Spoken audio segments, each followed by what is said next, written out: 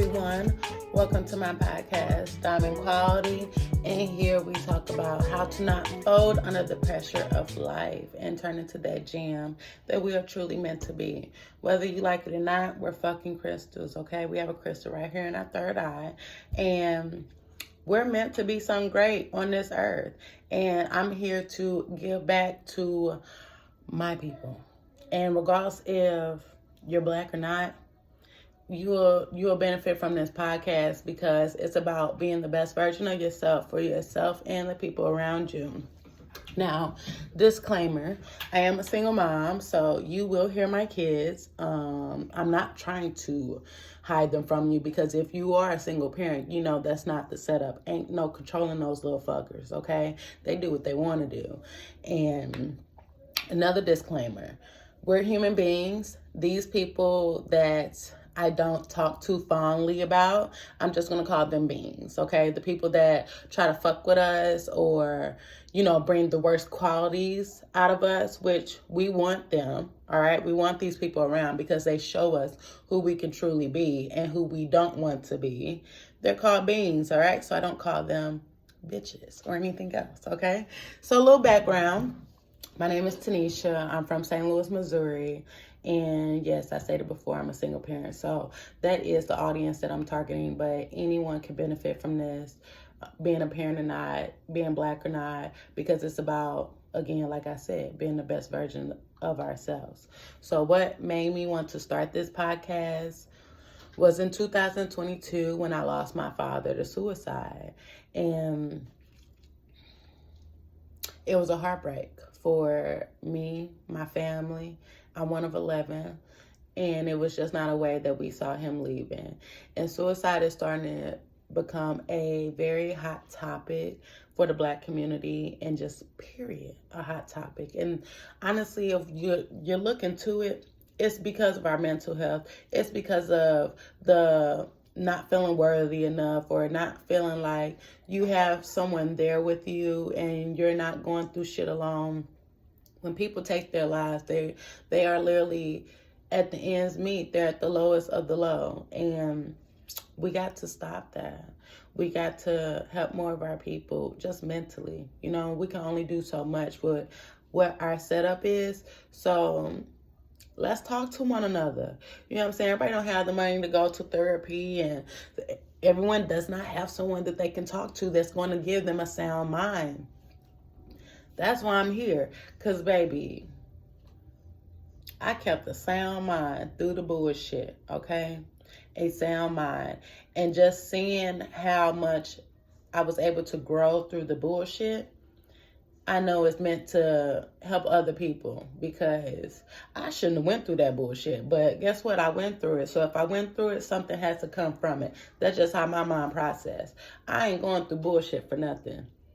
So yes, 2022, I lost my father to suicide. I was 5 months pregnant. I waited a very long time to have kids because I was very judgmental of my parents. Our parents can only do the best that they was given. But at that time as a child, you're not thinking about that. You're just thinking about why I ain't got this? Why you not doing that? You're just asking all these questions and putting all that pressure on your parents like, bitch, ain't that your job? You know what I'm saying? So I wanted to wait to have kids because I personally did not want to bring kids here to struggle how we struggled. I want to give them the world. In the end, everything they asked for, I wanted them to have that. Let me tell you, when I had kids, that shit did not happen. Okay? When I had kids, any plan that I had, down the drain. Anything that I thought I was going to be, down the drain. It was just a complete switch. And that woke me up to life because when you plan for something and your plans go maybe a little left, take a few turns here and there. Okay, all right, you roll with the punches. But when you plan for something and that shit is completely far from the blueprint that you put out, you get to questioning life seriously. I did. I know other people can relate because we try to control as human beings. We try to control as much as possible, but we can't control everything. Definitely when there's other people involved. And that's why I'm here. Okay? Because what we can do is start taking our power back and start creating a life that we truly see for ourselves. Not the life that these fucking beings are trying to tell us is our life. Don't let other people control what you see for yourself. We got to take our power back. So after I lost my father, 5 months pregnant, gave birth.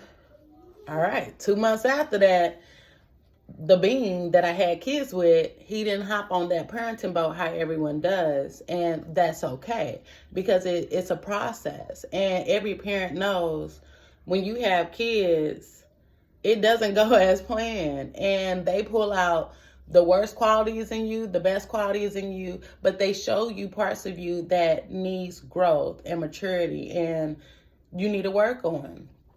And that takes time.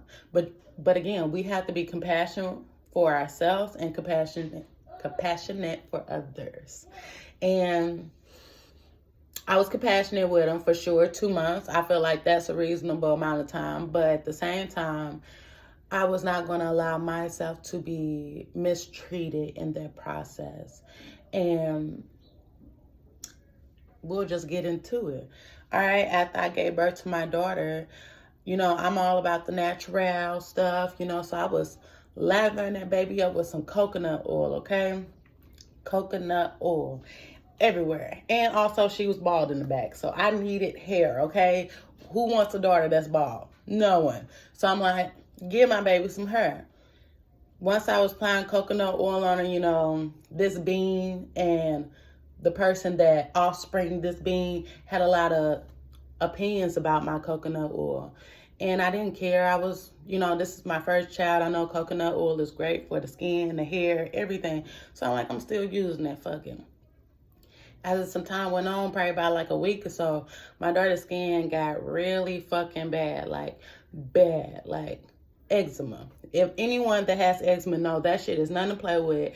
It's a horrible symptom to have. Like, my heart goes to you because that is some itchy shit, okay? And I'm talking about a baby, a 2-month baby, bumps everywhere. I didn't know what the fuck was happening. I had acne, but not eczema. So I'm like, what is this? And as time went on, this bean and the person that gave birth to this bean, they were like, it's you. It's that coconut oil you put on them.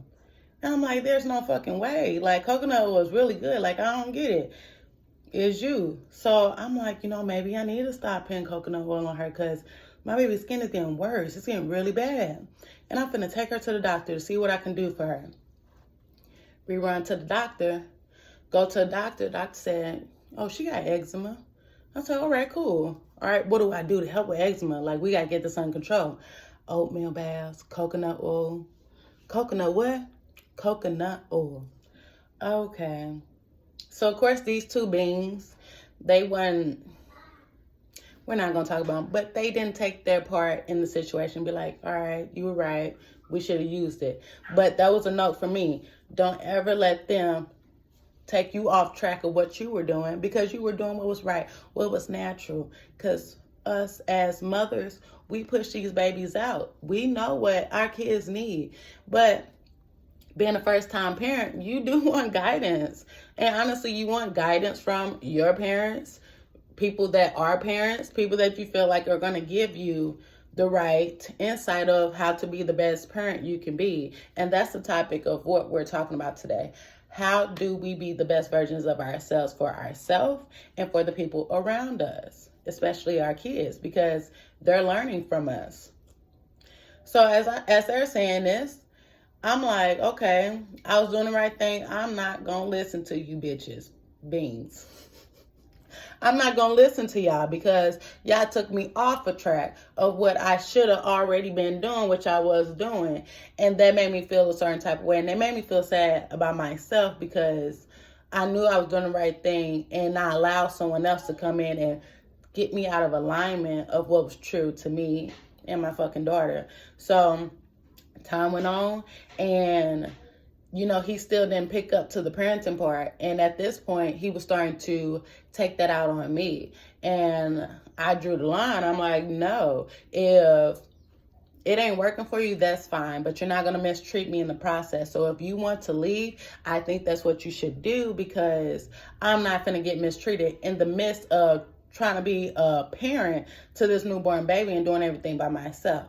And guess what? That's what he chose to do. Good riddance. Fine by me. But this time, I am still mentally going through it because I just lost my father and my mother is locked up. So I told that nigga, I'm going to Texas. My sister stays in Texas. So okay, that was a call. I just had to swipe it up. I'm going to Texas where I can get some support and help from family. My oldest sister has 7 kids, so she's a pro. You know what I'm saying? I need fucking help. I don't want to do this by myself. So I told him I was running to Texas, ran to Texas, tried to run to Texas. The day that I'm like, got the U-Haul. This is our last day here. We're getting on the road. You want to come say bye to your daughter? I was very open. I'm very transparent. No one can say this bitch doesn't talk, okay? I talk. So I'm like, come see your daughter before we leave, and he was seeing her before those days came. I text this nigga this being that. I see that's going to have to be a process. I text this being that, and pretty much a sheriff shows up with papers serving me not to leave St. Louis and to start handing my daughter off that next day. It was a Friday. He served me papers. We had court on a Monday, and the court order said, you got to start giving your daughter to this man without you being around Saturday and Sunday. What world am I living in? What world? And let me remind you, when he served me those papers, I had canceled my lease. I planned on moving to Texas. I don't know if I gave y'all a disclaimer or not, but you will hear my kids. So I'm just saying it again. They do stuff for attention. She all right. I was homeless. I didn't have nowhere to go. I'm 28, never been homeless in my life. I'm a Capricorn. So we kind of like to plan our shit out very fucking well. What the fuck is going on? I was so confused about life. But again, pressure creates diamonds. These bitches were trying to fold me. Okay, that's for sure gonna be a process. These beings were trying to fold me, for sure. But I wasn't learning then. I didn't see the part that I played back then. I didn't see the part that I allowed these beings to keep fucking with me. I didn't see it.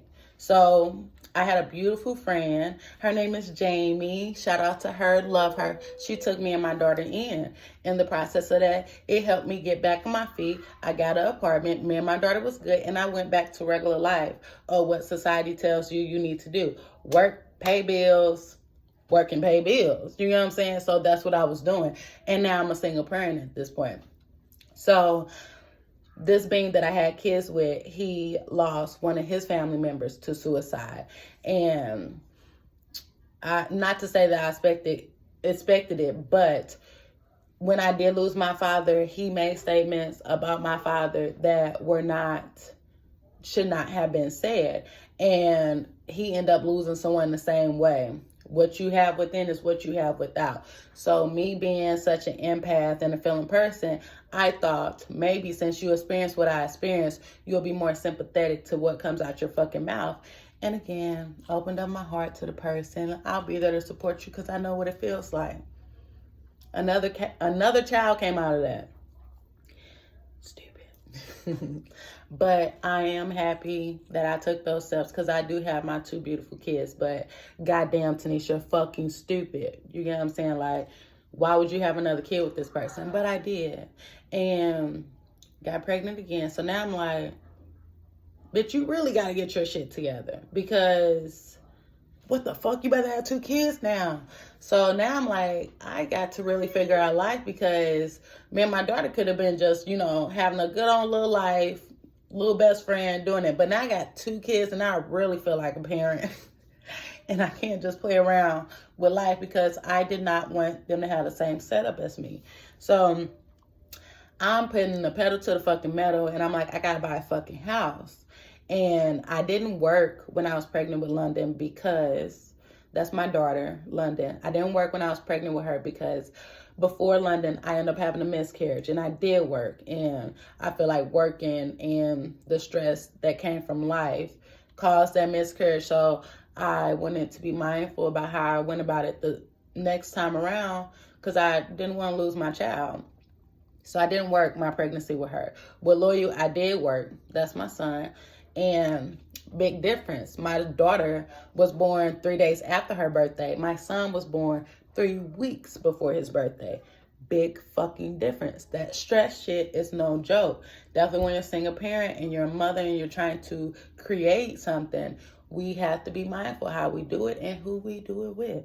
So I'm working full time. I'm going through court shit with this bean. I am not getting no financial help from this person. And I'm trying to buy a house. And the process of me trying to buy a house was not the easiest because you got to have 2 years of work history to buy a house. And I didn't have that because I didn't work when I was pregnant. But that was not going to stop me because I wanted what the fuck I wanted. And I wanted to provide security and safety for my kids. And mothers that are out here, we have help that will help us get that. Because when I bought my house, I did not have to put no money down for down payment. I didn't have to pay the closing costs. I paid 87 cents to get my house. 87 cents. So, y'all know moms or anyone that here in St. Louis that needs that help and you want to provide for your kids, reach out because there's resources out here to help us. But who's telling us these resources? The only reason I even knew about this is because before my father died, he bought him a house. Then that's all he wanted to do. And he did it the same way. So I knew it was possible. So that's what I did. In the midst of me buying my house, I was closing on my house July 27 or something like that. And my daughter's birthday was in August. So I switched to having her birthday party here because of financial reasons. And the being that I had these kids with, he knew about it, knew about the process, knew about the birthday party. We were both going to go half on it. We was going to make it happen. Guess what? Did he come through? No. I spent damn near $1,000 for her birthday party. He gave me $79 towards that. We were supposed to go half. Again, we have to see the part that we play. We have to accept what people show us because if not, we will keep setting ourselves up for failure. And that's not what it's about. It's about evolving and growing, aligning yourself up with what you want in life. And if you align yourself up with that, the people that aren't in alignment with you, they just get out the way. It's not hard. It's really not. But we think it is. You know what I'm saying? We think we got to accept the shit that people bring to us and we don't. Cut that out. Take our power back and stop accepting the shit that people bring to you. So I get my daughter's birthday party all going and I'm fucking 8 months pregnant. Big as hell. Throwing a huge pool party in the back of my house for my daughter. And then it's over with. Who's cleaning it up? Right. Not that bean. He didn't help. He didn't care. You know what I'm saying? That's all right. Another wonderful, great friend of mine, Charlene, she helped. She cleaned up and I ended up in the hospital after that. You know what I'm saying? Like, so I love her. Shout out to her. But I ended up in the hospital. And after that, I kept going back to the hospital because I was having excruciating pain in my stomach. And had to do an emergency C-section for my son. Son came out and he stopped breathing. And on that table, I felt almost felt my soul leaving my body. Because I personally could not imagine giving birth to a child and soon that child gets here, they're gone. I already just lost my father and I was naming my son after my father. So I was like, no fucking way, you know? So I'm freaking the fuck out on this table and I'm like, somebody bring his ass back now, you know? And Thank the Lord Jesus, he started breathing again. But we ended up in the NICU for 10 days. And after that, in the midst of us being in the NICU, I found out my oldest brother passed away. So that's why we're talking about life here, okay? That's why we're talking about it. Because what the fuck is going on? You know what I'm saying? When life is just coming at you hard, nonstop, you kind of just want to wake up from the bad dream. You want to get out of it. And I'm just like, why? Why? And my father, name was Tony Orlando Donnell. My brother that passed away, Tony Orlando Donnell. So I'm just like, is this a repeat or something? I didn't heal from him. And now my brother reminded me of the pain that I didn't heal from, and then adding on top of that pain. And I was angry at life. I was so fucking upset and I was so fucking mad.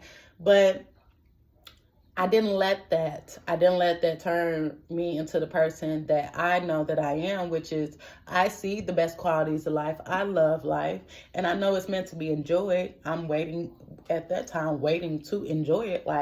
When is it gonna get fun?